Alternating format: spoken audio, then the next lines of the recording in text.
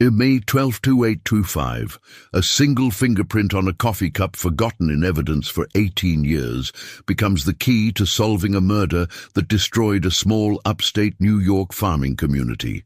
But the name it revealed was the last person anyone expected.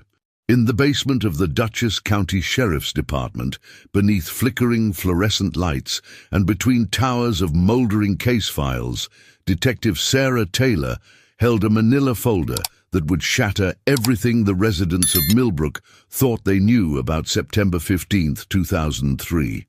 The partial print lifted from a white ceramic mug, barely visible even under magnification, belonged to someone who had never appeared in a single witness statement, never been questioned, never even been considered a person of interest. Someone who had attended Margaret Brennan's funeral, had helped carry her casket, had looked her grieving family in the eyes and offered his condolences. The advanced fingerprint analysis system had been running comparisons for 3 months when it finally found a match in the Florida Department of Motor Vehicles database. Robert Kennedy, age 52, last known address in Tampa. The same Bobby Kennedy who had fixed farm equipment throughout Dutchess County for nearly a decade, who had worked on the Brennan family's tractor just 2 months before Maggie disappeared, who had simply vanished from the community sometime in 2004 without anyone thinking to ask why. The revelation sent Detective Taylor reaching for her phone with trembling fingers, knowing she was about to reopen wounds that had never properly healed.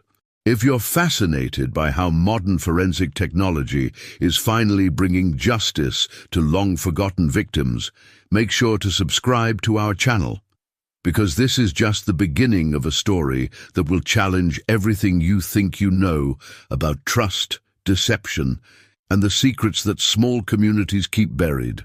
Margaret Brennan had been the kind of person who brought casseroles to new neighbors and remembered everyone's birthday.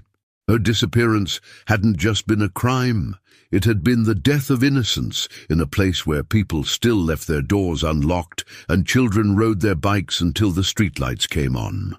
The coffee cup that would eventually solve her murder had been processed as evidence, photographed, catalogued, and then stored in a climate-controlled room where it waited through 4 different sheriff administrations and countless budget cuts that repeatedly delayed the technological upgrades that might have identified its secret years earlier. Bobby Kennedy's name appeared nowhere in the original case files that Detective Taylor had memorized over the past 6 months since taking over the cold case unit. Not in witness statements, not in the list of local contractors and service providers, not even in the background checks of peripheral figures who had crossed paths with the Brennan family. He was a ghost who had hidden in plain sight, someone so unremarkable that even in a community of 847 people, he had managed to remain invisible to investigators who thought they had talked to everyone who mattered. The fingerprint told a different story, a story written in the microscopic ridges and valleys that had pressed against ceramic on what should have been an ordinary Tuesday morning nearly 2 decades ago. September 15, 2003, dawned crisp and clear in Millbrook, with the kind of golden autumn light that makes even the most mundane moments feel touched by grace. Margaret Brennan woke at 5:30, as she had every morning for the past 12 years of marriage, to the sound of her husband David's alarm echoing from the bedroom they shared in the white farmhouse that had belonged to his family for 3 generations. The house sat on 47 acres of rolling pasture, where Black Angus cattle grazed contentedly, their breath visible in the cool morning air that carried the scent of hay and the distant promise of winter. Maggie, as everyone called her, moved through her morning routine with the practiced efficiency of a woman who had learned to find joy in repetition. Coffee first, always the large white ceramic mug with the chipped handle that her daughter Katie had made in elementary school art class. The mug sat waiting on the Kit Kennedy counter, positioned next to the ancient Mr. Coffee machine that gurgled and hissed its way through the brewing process while she prepared breakfast for her family. 2 eggs over easy for David, scrambled for herself, and cereal for Katie, 9, and Michael, 6, who would stumble downstairs within the hour demanding to know if the school bus was coming and whether they could have pancakes instead. The Kit Kennedy window offered a view of the dirt road that connected their property to Route 44, where the occasional pickup truck would rumble past, carrying farmers to their morning chores. Maggie stood at that window, steam from her coffee mug fogging the glass as she watched the sun climb higher over the hills that surrounded their valley like protective arms. She had been raised in Syracuse, but 15 years in Millbrook had taught her to read the sky like scripture, to know from the color of the morning light whether rain would come before evening, whether the frost would be heavy enough to bring the last of the garden vegetables inside. At 7:15, she kissed David goodbye as he headed out to check the cattle, reminded Katie to pack her lunch money, and helped Michael find his missing sneaker under the Kit Kennedy table. The children caught the bus at the end of their long driveway, and Maggie waved from the porch until the yellow vehicle disappeared around the bend. She had planned to spend the morning working in her vegetable garden, harvesting the last of the tomatoes before the frost that the weather service had promised for later in the week. Instead, she found herself walking back inside to refill her coffee mug, drawn by a restlessness she couldn't quite name. The phone rang at 8:47. Her sister Linda, calling from Albany to discuss plans for their mother's upcoming birthday party. They talked for 20 minutes about cake flavors and guest lists, while Maggie absently stirred milk into her fresh coffee, the same white ceramic mug warming her hands as she paced the length of the Kit Kennedy phone cord. Linda would later remember that Maggie had sounded tired, distracted, mentioning that one of their farm equipment pieces needed repair and that David was frustrated by the expense of calling in a mechanic again. At 9:15, Maggie poured the remaining coffee from her mug into a thermos, grabbed her purse and keys, and walked out to the red Chevy pickup truck that David had bought her for Christmas 3 years earlier. She had errands to run in town, the bank, the pharmacy, and a stop at Murphy's Diner to pick up the apple pie she had ordered for the volunteer fire department's monthly dinner. The white ceramic mug sat abandoned on the Kit Kennedy counter, bearing the invisible signature of someone who would never return home to wash it. David Brennan finished checking the fence line along the eastern pasture, just as the school bus delivered Katie and Michael back to the end of their driveway at 3:45. He could hear their voices carrying across the field as they walked up the dirt road, Katie's higher pitch mixing with Michael's excited chatter about something that had happened during recess. The sound made him smile, despite his lingering irritation about the broken hay baler that would cost them at least $800 to repair. Money they didn't have, not with winter feed costs looming and the mortgage payment due next week. He expected to find Maggie in the Kit Kennedy, helping the children with homework while something savory simmered on the stove. Instead, he discovered Katie standing uncertainly in the empty house, her backpack still strapped to her shoulders, calling for her mother in a voice that grew smaller with each unanswered call. Michael had already found the cookie jar and was methodically working his way through the chocolate chip remnants, apparently unconcerned by their mother's absence. David noticed the white ceramic mug sitting on the counter, a brown ring of dried coffee staining its bottom, and felt the first flutter of unease in his chest. "Maybe she's still in town," Katie offered when David asked if they had seen their mother's truck. "Mrs. Henderson said she saw Mom at the bank this morning." But David knew Maggie's patterns, knew she never stayed out past school pickup without calling, knew she would have been home by now with the apple pie for tonight's fire department dinner and a dozen small complaints about the traffic on Route 44. He tried calling Murphy's Diner, but the owner, Frank Murphy, said Maggie had picked up her pie order around 11:30 and had seemed perfectly normal, maybe a little quiet, but nothing that had struck him as unusual. By 5 o'clock, David's unease had crystallized into genuine worry. He called Linda in Albany, hoping Maggie had decided to make an impromptu visit to her sister, but Linda hadn't heard from her since their morning phone conversation.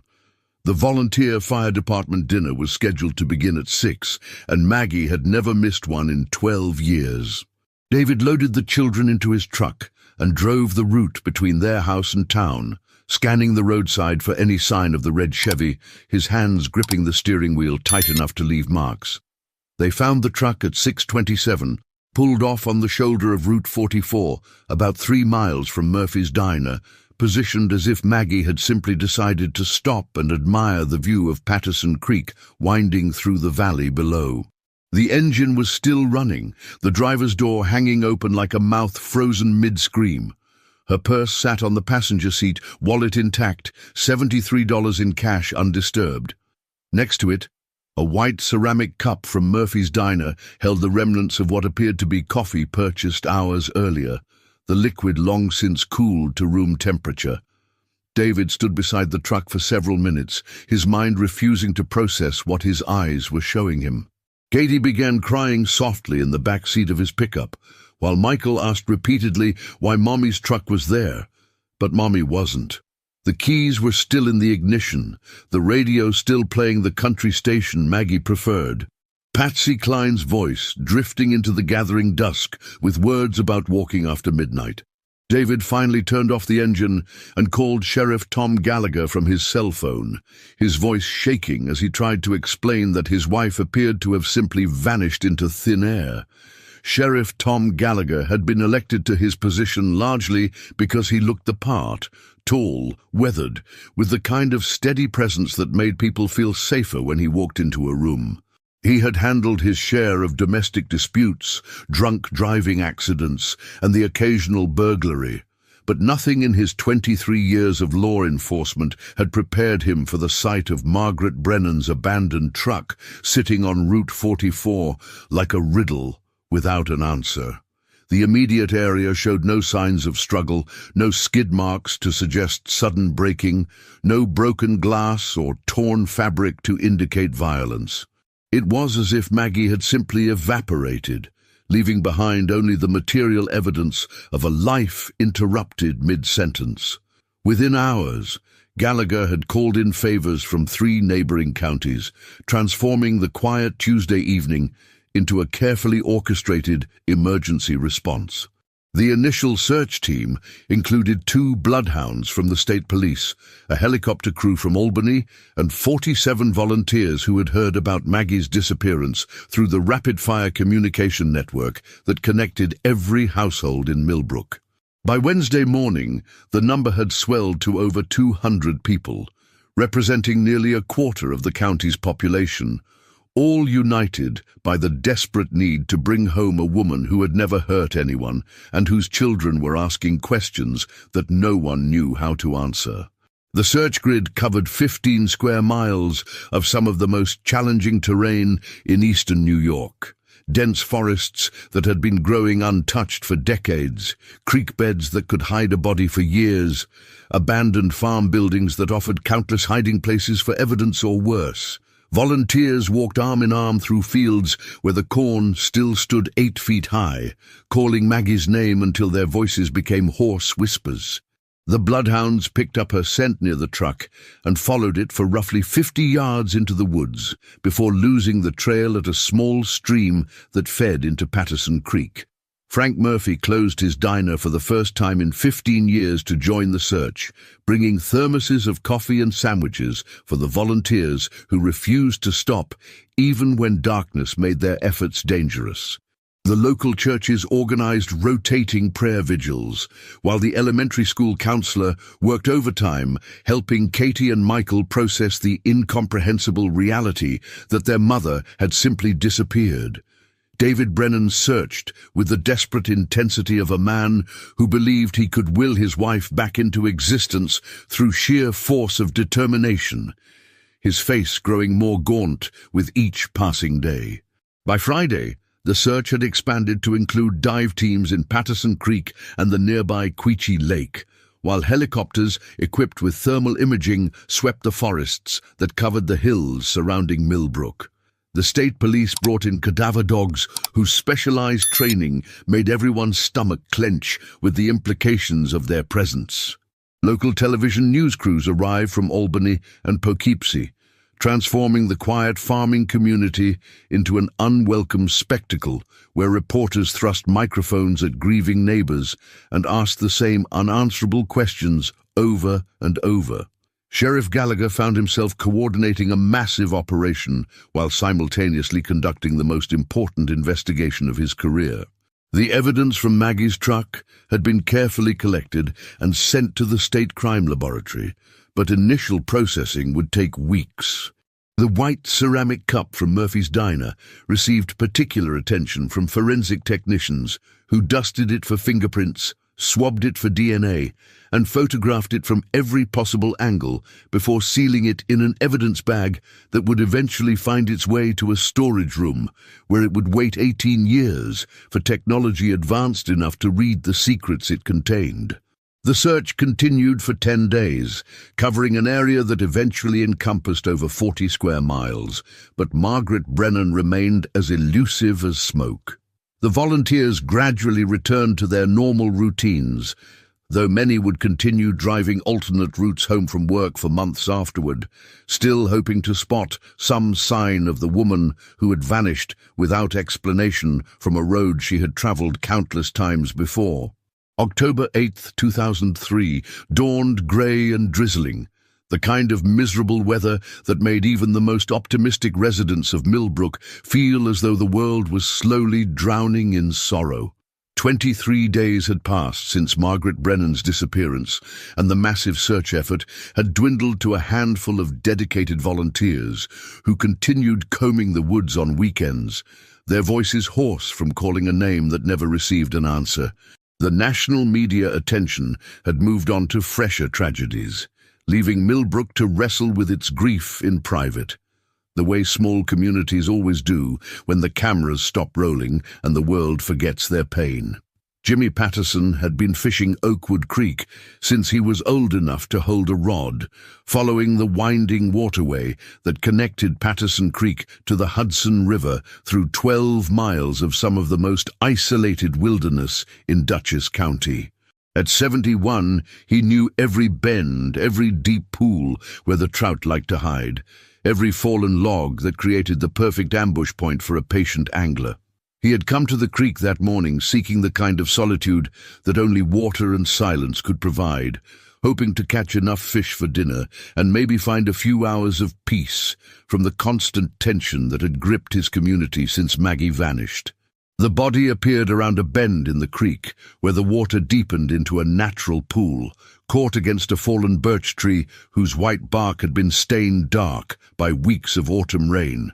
Jimmy saw the flash of fabric first, pale blue denim that looked foreign against the brown and gold of the October landscape. His initial thought was that someone had dumped trash in his fishing spot, but as he waded closer through water that reached his knees, the terrible reality began to take shape. What he had mistaken for debris was unmistakably human, the remains so altered by time and water that identification would require forensic expertise far beyond anything available in Millbrook. Sheriff Gallagher received Jimmy's call at 11:47 in the morning, the old man's voice barely audible over the sound of his own sobbing. The location was nearly 12 miles downstream from where Maggie's truck had been found, accessible only by hiking through dense forest or following the creek itself through terrain that would challenge even experienced outdoorsmen. The state police arrived within 2 hours, accompanied by the medical examiner and a team of forensic specialists who immediately cordoned off the area and began the painstaking process of documenting the scene. The recovery took 6 hours, complicated by the remote location and the delicate nature of remains that had been submerged for weeks. Every piece of fabric, every fragment of bone, every item that might have been personal effects was carefully catalogued and photographed before being transported to the State Crime Laboratory in Albany. The white ceramic coffee cup from Murphy's Diner, found buried in silt near where the body had been discovered, received particular attention from forensic technicians who recognized its potential importance but lacked the advanced fingerprint analysis technology that might have unlocked its secrets. Dr. Patricia Hendricks, the state medical examiner, spent 3 days conducting the autopsy that would officially confirm what everyone in Millbrook already knew in their hearts. The cause of death was blunt force trauma to the skull, consistent with being struck by a heavy object or thrown against something solid. The manner of death was ruled a homicide, transforming Maggie's disappearance from a missing person case into a murder investigation that would consume Sheriff Gallagher's department for months to come. The news of the discovery spread through Millbrook with the speed and devastation of wildfire, destroying the last fragile hopes that Maggie might somehow still be alive, might someday walk through her front door with an explanation that would make everything make sense again. David Brennan collapsed in his Kit Kennedy when Gallagher delivered the official notification, his knees hitting the linoleum floor where his wife had stood just weeks earlier, stirring milk into her coffee and planning a day that would never end the way she expected. The transformation of Margaret Brennan's disappearance into a homicide investigation brought a new intensity to the questioning that had been ongoing since September. Sheriff Gallagher found himself conducting interviews that felt more like interrogations, following protocols designed for urban police departments and trying to apply them to a community where everyone had known everyone else for generations. The statistical reality that most women are killed by someone close to them pointed the investigation toward David Brennan with an inevitability that made Gallagher's stomach turn, even as he recognized the professional necessity of treating Maggie's husband as the primary suspect. David submitted to 3 separate polygraph examinations, each one leaving him more emotionally shattered than the last. The questions came in waves designed to break down psychological defenses. Did you kill your wife? Did you move her body? Do you know who killed your wife? Repeated with slight variations until David's answers became mechanical recitations of innocence that somehow sounded less convincing with each repetition. The polygraph results were inconclusive, neither clearing him nor providing evidence of deception, leaving investigators with the frustrating reality that their primary suspect appeared to be genuinely devastated by his wife's death. The investigation into David's background revealed a man whose relationship with alcohol had complicated his marriage for years. Neighbors reluctantly admitted to hearing raised voices from the Brennan house on several occasions, though no one could recall specific incidents of physical violence.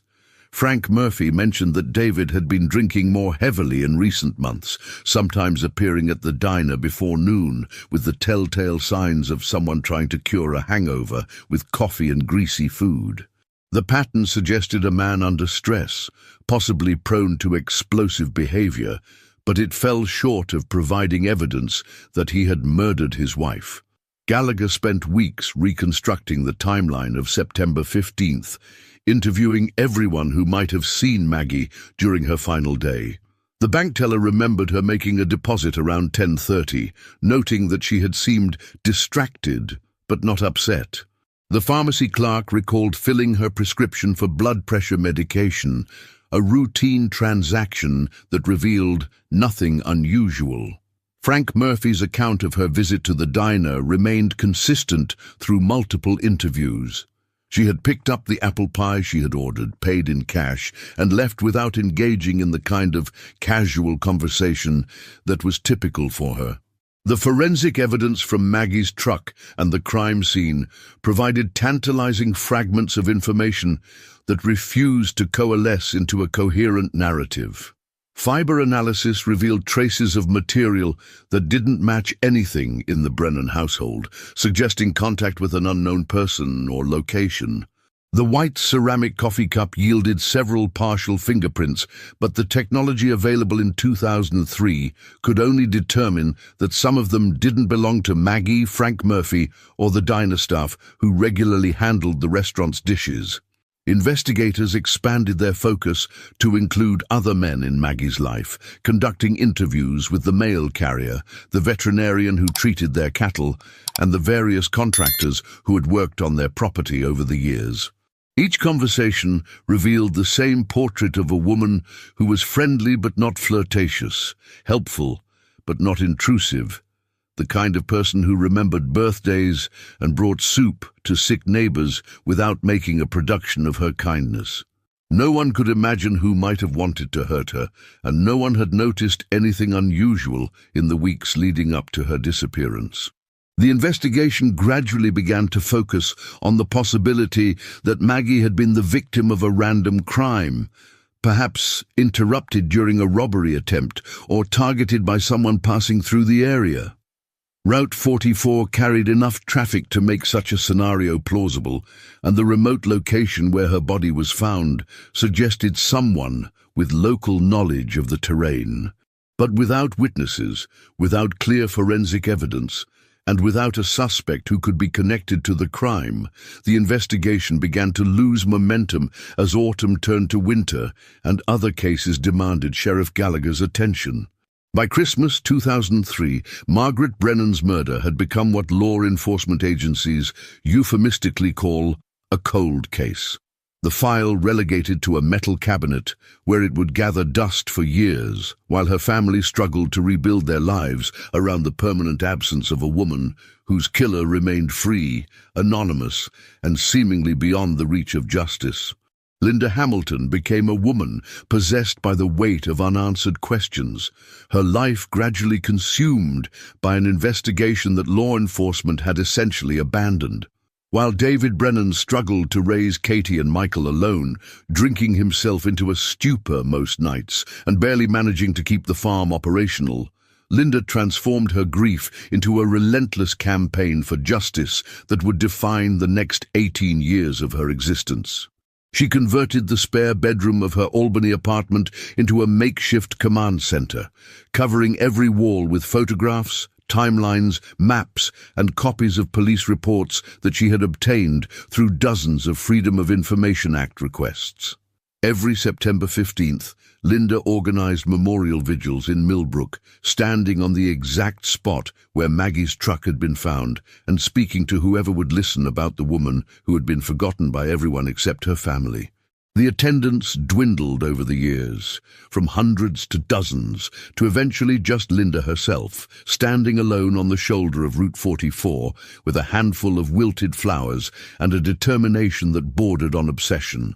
She maintained a website dedicated to Maggie's case, updating it religiously with new theories, potential leads, and appeals for information that generated dozens of calls from well-meaning strangers and conspiracy theorists, but never produced the breakthrough she desperately sought. The private investigators Linda hired over the years consumed her modest teacher's salary and eventually forced her to take out a second mortgage on her small house. Each detective promised fresh eyes and new approaches, but they all eventually reached the same frustrated conclusion that had stymied Sheriff Gallagher. The case lacked the kind of physical evidence or witness testimony that could point definitively toward a suspect. Linda refused to accept their professional assessments, convinced that somewhere in the mountains of documentation she had accumulated lay the key to identifying her sister's killer. She attended every forensic science conference she could afford, learning about advances in DNA analysis, fingerprint enhancement, and digital evidence recovery. Linda pestered the Dutchess County Sheriff's Department with such persistence that deputies began screening her calls. Tired of explaining that the evidence had been re-examined multiple times without yielding new information, she wrote letters to television producers, documentary filmmakers, and true crime podcasters, begging them to feature Maggie's case and offering to provide whatever assistance they needed to tell her sister's story. The toll of Linda's crusade became evident to everyone who knew her. She never married, never had children, never pursued the hobbies and relationships that might have provided some relief from the constant ache of loss. Her colleagues at the elementary school where she taught 5th grade watched her transform from an energetic educator into a hollow-eyed woman who seemed to exist only on weekends and holidays when she could devote herself fully to investigating her sister's murder. She kept detailed files on every person who had lived in Millbrook during 2003, tracking their movements through social media and public records, convinced that Maggie's killer was hiding in plain sight. Linda's relationship with David and her niece and nephew suffered under the weight of her obsession. David eventually stopped returning her calls. Exhausted by conversations that always circled back to the case, and frustrated by Linda's implicit suggestion that he wasn't doing enough to find justice for his wife, Katie and Michael learned to dread their aunt's visits, which inevitably included lengthy discussions about their mother's death and pointed questions about memories they had tried hard to forget. By 2020, Linda was 58 years old and looked at least a decade older. Her hair prematurely grey, and her face etched with lines that spoke of too many sleepless nights and too much disappointment. She had spent nearly half her life pursuing a ghost, following leads that went nowhere, and chasing theories that collapsed under scrutiny. Yet she continued to believe that advances in forensic technology would eventually provide the answers that traditional detective work had failed to uncover. She had no way of knowing that in a climate-controlled evidence room 12 miles away, a white ceramic coffee cup was waiting for technology that would finally read the secrets it had been keeping for 18 years. Detective Sarah Taylor inherited Margaret Brennan's case file in January 2021, along with 47 other cold cases that had been gathering dust in the basement of the Dutchess County Sheriff's Department. At 34, Taylor was the youngest detective ever assigned to the cold case unit, chosen specifically because Sheriff Robert Hayes believed that fresh eyes and modern training might breathe new life into investigations that had stalled under previous administrations. The Brennan file was thicker than most, filled with witness statements, forensic reports, and hundreds of pages of notes that documented 18 years of frustrated effort. Taylor spent her first 3 months systematically reviewing every piece of evidence, looking for connections that earlier investigators might have missed. The white ceramic coffee cup from Murphy's Diner particularly intrigued her. Not because it seemed more important than other evidence, but because the fingerprint analysis report from 2003 noted the presence of several partial prints that had been impossible to identify using the technology available at the time. Taylor knew that fingerprint analysis had advanced dramatically over the past 2 decades, with new algorithms capable of extracting usable data from impressions that would have been considered worthless in earlier eras.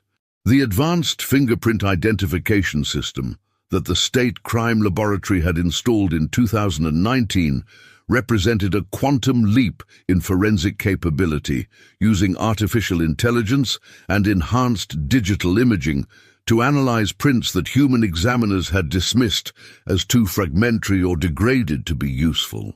Taylor submitted a formal request to have all unidentified prints from the Brennan case reprocessed using the new technology, a procedure that required approval from 3 levels of bureaucracy and carried a price tag that made budget-conscious administrators wince. The coffee cup arrived at the laboratory in Albany on March 15, 2021, still sealed in the same evidence bag that had preserved it for 18 years. Senior forensic examiner Dr.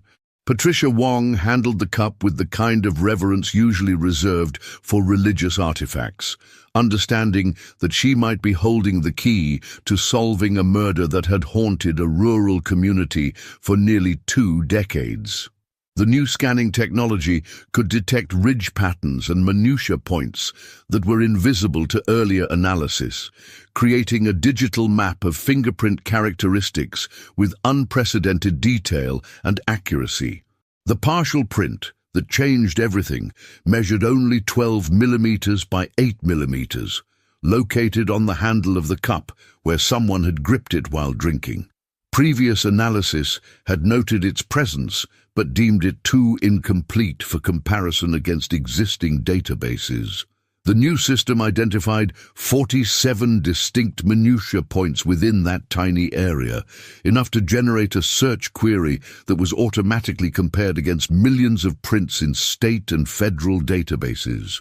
The match came back on April 3rd at 2:17 in the afternoon, appearing on Dr. Wong's computer screen with the kind of clinical precision that belied its earth-shaking implications. Robert Kennedy, also known as Bobby Kennedy, date of birth July 12, 1969, fingerprints on file with the Florida Department of Motor Vehicles as part of his commercial driver's license application. Current address listed as 3247 Cypress Avenue, Tampa, Florida. No criminal record, no previous contact with law enforcement, no reason that anyone in Millbrook would have suspected him of involvement in Margaret Brennan's death. Taylor stared at the computer screen for several minutes, feeling the weight of 18 years of unanswered questions suddenly crystallizing into a name and an address. Robert Kennedy had been living openly in Florida for over a decade, working as a mechanic for a trucking company, paying taxes, renewing his driver's license, completely unaware that advancing technology had finally connected him to a crime he thought he had gotten away with. The revelation was simultaneously satisfying and disturbing. Satisfying because it represented a breakthrough that could finally bring justice for Margaret Brennan. Disturbing because it suggested how many other cold cases might be solved if departments had the resources to re-examine old evidence using modern techniques. The investigation that followed would require careful coordination between New York and Florida law enforcement, but Taylor knew she was holding something more precious than gold. After 18 years of silence, Margaret Brennan's coffee cup had finally found its voice. Robert Kennedy was replacing brake pads on a Peterbilt 18-wheeler when the coordinated law enforcement team surrounded Rodriguez Brothers Trucking on the morning of April 18, 2021. The 52-year-old mechanic had been working at the Tampa facility for 7 years, known to his colleagues as a quiet, reliable man who kept to himself and rarely spoke about his past. He looked up from the wheel assembly he was servicing to see Detective Taylor flanked by 2 Hillsborough County deputies, their presence in the humid Florida garage creating an atmosphere of tension that made the other mechanics step back and watch in silence.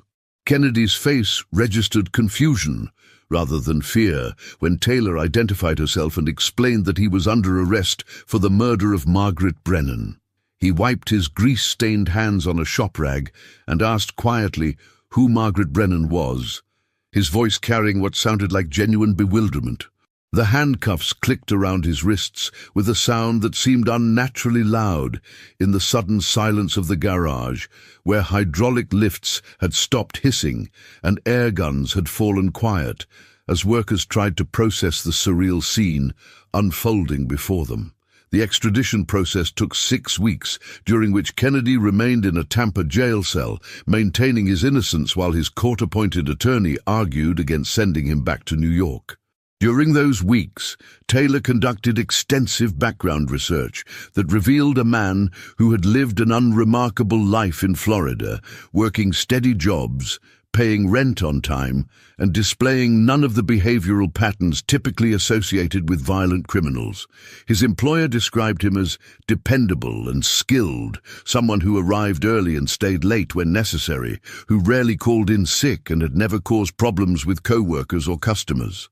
Kennedy finally returned to Dutchess County on June 2nd, transported in a sheriff's department van that retraced the route Margaret Brennan had driven on her final morning 18 years earlier. Taylor had spent months preparing for the interrogation that would either solve the case definitively or leave them with a suspect whose connection to the crime remained frustratingly circumstantial. The interview room at the sheriff's department had been equipped with new recording equipment and cameras designed to capture every nuance of expression and body language. For 6 hours, Kennedy maintained his innocence with a consistency that began to wear down even Taylor's certainty. He claimed no memory of ever being in Millbrook, insisted he had never met Margaret Brennan, and appeared genuinely confused by the accusation that he had murdered a woman whose name meant nothing to him.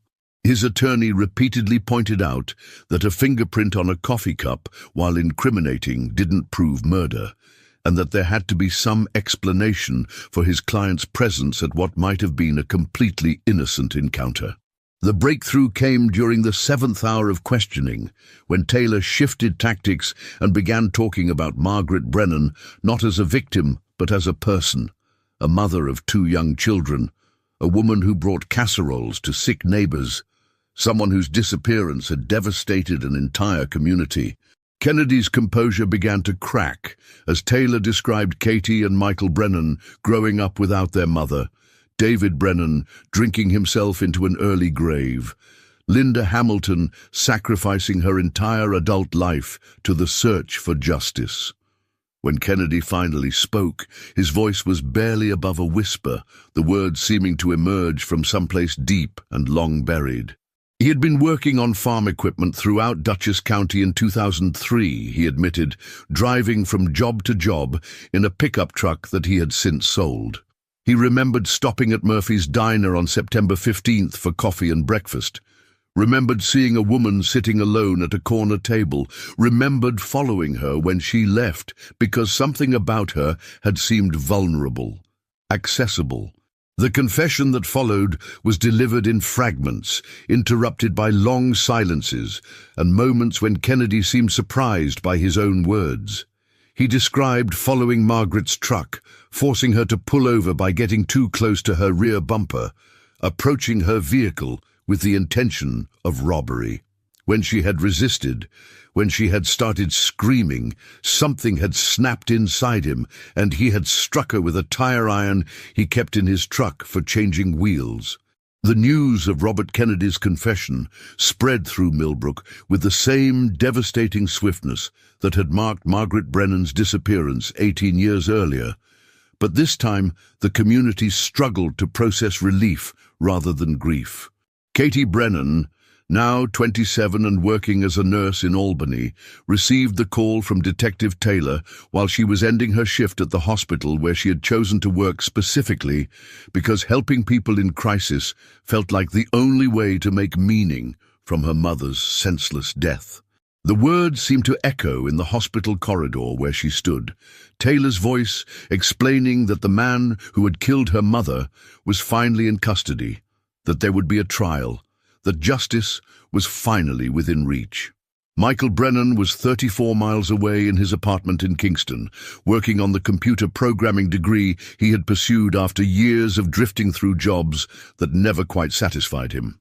The phone call found him debugging code for a project that was due the next morning, and he saved his work with trembling fingers before calling his sister to confirm that they had both heard the same impossible news. Their father David had been dead for 3 years, his liver finally succumbing to the alcohol that had been his primary companion since Margaret's death, meaning he would never know that his wife's killer had been identified and arrested. Linda Hamilton was grading papers when Taylor called her directly, offering the courtesy of personal notification to the woman who had dedicated nearly 2 decades to keeping Margaret's case alive. Linda set down her red pen and listened in silence as Taylor explained about the fingerprint analysis, the arrest in Florida, and Kennedy's eventual confession. When the call ended, Linda sat in her empty classroom for over an hour, surrounded by the math homework of 5th graders who had no idea their teacher had just learned that her life's obsession had finally reached its conclusion. The trial of Robert Kennedy began 14 months later in a Poughkeepsie courthouse where the prosecution methodically presented evidence that connected a Florida mechanic to a crime that had haunted rural New York for nearly 2 decades. Kennedy's defense attorney argued that the confession had been coerced, that a fingerprint on a coffee cup proved nothing more than innocent contact, that the state's case relied too heavily on advances in forensic technology that weren't available when the crime was committed. The jury deliberated for 3 days before returning a verdict of guilty on charges of second-degree murder and kidnapping. Kennedy received a sentence of 25 years to life, meaning he would be eligible for parole when he turned 77. Judge Patricia Williams noted during sentencing that while nothing could bring Margaret Brennan back to her family, The conviction represented a victory for both modern forensic science and the persistence of those who refused to let her case be forgotten. Kennedy showed no emotion as he was led from the courtroom in shackles, his face wearing the same blank expression that had characterized most of his court appearances. But justice, Linda Hamilton discovered, felt different than she had expected. The resolution she had sought for 18 years brought a strange emptiness rather than the satisfaction she had anticipated. Her spare bedroom remained covered with photographs and timelines that no longer served any purpose, a shrine to an investigation that had finally ended. Katie and Michael began the difficult process of rebuilding relationships with an aunt whose obsession had dominated their family dynamics for their entire adult lives. The white ceramic coffee cup that had solved the case was returned to evidence storage, where it would remain indefinitely as a testament to both the power of modern forensic science and the patient work of investigators who refused to let cold cases stay cold. Margaret Brennan's grave in Millbrook Cemetery received more visitors in the months following Kennedy's conviction than it had in the previous decade, as if the community needed to pay their respects to a woman whose death had finally been answered with justice.